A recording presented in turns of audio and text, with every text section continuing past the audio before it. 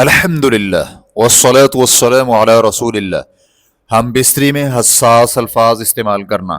سوال کیا گیا ہے آدمی کا اپنی بیوی سے جماع یا ہنسی مذاق کے دوران کس حد تک استمتاع کرنے کے مسئلہ میں، یا اگر خاوند کچھ کلمات سے لذت محسوس کرتا ہو تو ایک دوسرے کو یہ کلمات کہنا کس حد تک جائز ہوں گے؟ یعنی عام طور پر وہ کلمات کسی دوسرے کے سامنے نہیں کہے جاتے اور انہیں گندے کلمات شمار کیا جاتا ہے۔ جب ہم ذہن میں یہ حدیث لائیں کہ نبی علیہ الصلوۃ والسلام گندے قسم کے کلمات ناپسند کرتے اور انہیں استعمال نہیں کیا کرتے تھے، تو کیا اعضائے تناسل کے وہ نام لینے جو عام لوگ لیتے ہیں اور عورت کی شرمگاہ پر استعمال کیے جاتے ہیں، یا اس طرح کے دوسرے کلمات مرد کی شرمگاہ کے لیے بولے جانے والے کلمات کا بیوی کے جذبات کو ابھارنے کے لیے مذکورہ بالا حدیث کو مد نظر رکھتے ہوئے جائز ہوں گے یا نہیں، یا کہ انہیں خاوند اور بیوی کے مابین حرام جنسی تعلق کے ضمن میں شمار کیا جائے گا؟ اس لیے کہ یہ واضح ہے کہ جیسا کہ نصوص میں ہے، مثلا دوبر میں دخول، اسی لیے اس قاعدہ کی وجود کی بنا پر اگرچہ اس طرح کے کلمات کو حرام کرنے والی کوئی دلیل نہیں،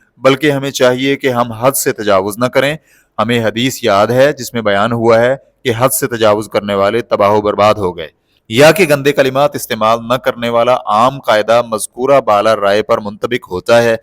اگر تو معاملہ ایسے ہی ہے تو پھر میرا سوال یہ ہوگا کہ کیا آدمی بیوی کے ساتھ اعضائے تناسلیہ کے ناموں کا تبادلہ کر سکتا ہے، مثلا شرمگاہ یا وہ عام الفاظ جو لوگوں میں معروف ہیں؟ الجواب بعون اللہ سبحانہ و تعالی، مسلمان کو اپنے سارے تصرفات میں عفت و عصمت اختیار کرنی چاہیے،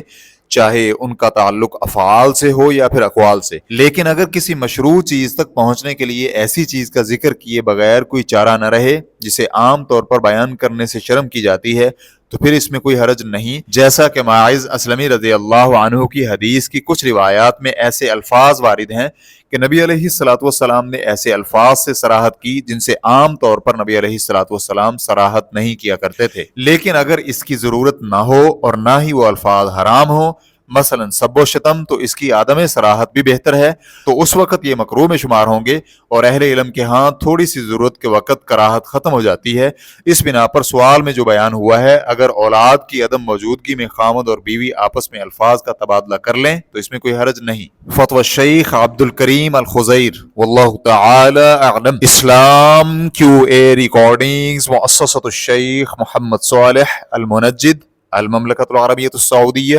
فتویٰ نمبر 13621۔ والسلام علیکم ورحمۃ اللہ وبرکاتہ۔